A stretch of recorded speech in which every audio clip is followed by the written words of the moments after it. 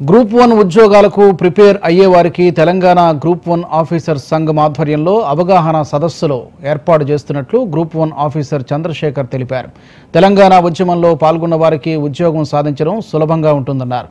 నిరుద్యోగ యువత ఈ అవకాశాన్ని సద్వినియోగం చేసుకోవాలంటున్న గ్రూప్ 1 అధికారి చంద్రశేఖర్తో మా ప్రతినిధి గోపాలకృష్ణ ఫేస్ టు ఫేస్. తెలంగాణలో కొత్త ఉద్యోగాలకు నోటిఫికేషన్ రాబోతుంది. ఈ నేపథ్యంలో ఇప్పటికే ఆర్థిక శాఖ గ్రూప్ 1తో పాటుగా ఇతర ఉద్యోగాలకు కూడా పర్మిషన్ ఇచ్చింది.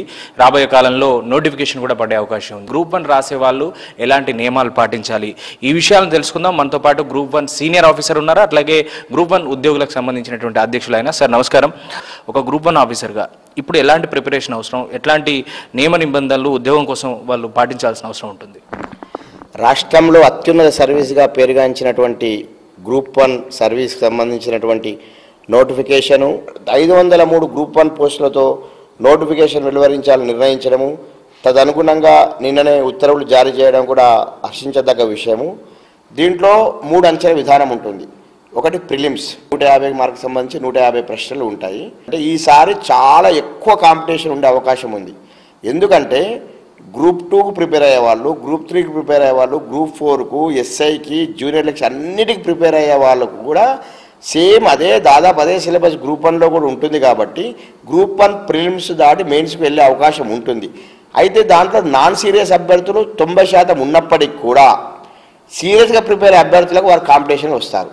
కాబట్టి సీరియస్గా ప్రిపేర్ అయ్యే అభ్యర్థులు ప్రిలిమ్సే కదా అన్న ఒక నిర్లక్ష్యం వహించకుండా ఖచ్చితంగా ప్రిలిమ్స్పై దృష్టి సారించాలి. 6 పేపర్లలో టాప్ మార్క్స్ వచ్చిన జనరల్ ఇంగ్లీష్లో క్వాలిఫై కాకపోతే వారు సెలక్షన్ లిస్ట్లో ఉండరు.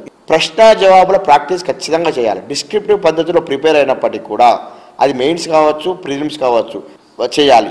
చాలా ఇంపార్టెంట్ పాయింట్ ఏంటంటే టైం మేనేజ్మెంట్. సార్ అట్లాగే 2011కి ఇప్పటికీ సబ్జెక్టులో చాలా వేరియేషన్స్ వచ్చాయి. అంటే తెలంగాణ రాష్ట్రం రావడం కావచ్చు, ఇప్పుడు గవర్నమెంట్ పూర్తిగా మారిపోవడం వల్ల ప్రశ్నల నియమ నిబంధనలు మారిపోవచ్చు. అట్లాగే సబ్జెక్ట్ విషయంలో కూడా తెలంగాణకు సంబంధించినటువంటి అంశాలు ఎక్కువగా వచ్చే అవకాశం ఉంటుంది. బిఫోర్ సబ్జెక్ట్ ఆఫ్టర్ సబ్జెక్ట్ తేడా ఉంటుంది కాబట్టి ఆ విషయంలో ఎట్లా ప్రిపేర్ కావాలి? గ్రూప్ 1 మెయిన్స్లో 6వ పేపరు తెలంగాణ ఉద్యమం రాష్ట్ర ఏర్పాటు. అంతేకాకుండా 2వ పేపర్లో ఏదైతే ఉందో హిస్టరీ, కల్చర్, జాగ్రఫీలో ఆ 2వ పేపర్లో ఒక 2వ పార్ట్ కూడా తెలంగాణ హిస్టరీ, కల్చర్ అని ఉంది.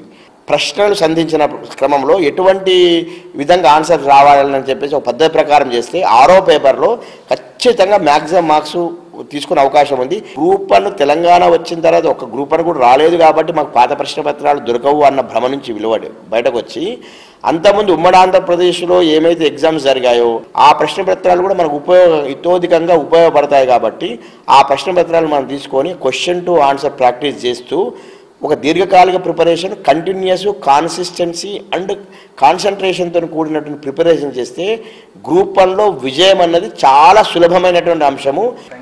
ఇది గ్రూప్ 1కి సంబంధించినటువంటి అంశంలో ఉద్యోగాన్ని సాధించాలంటే నిబద్ధత, క్రమశిక్షణ ఖచ్చితంగా అవసరం అని చెప్తున్నారు. దాంతోపాటుగా తెలంగాణకు సంబంధించినటువంటి ఉద్యమ నేపథ్యం ఉన్నవారికి కొంత పరీక్షల్లో రాసేందుకు చాలా ఈజీ టాస్క్, కాకపోతే దానికి కూడా ఖచ్చితంగా ఒక క్రమశిక్షణబద్ధంగా ప్రిపేర్ అవ్వాలని ఆయన చెప్తున్నారు. కెమెరామెన్ రవి.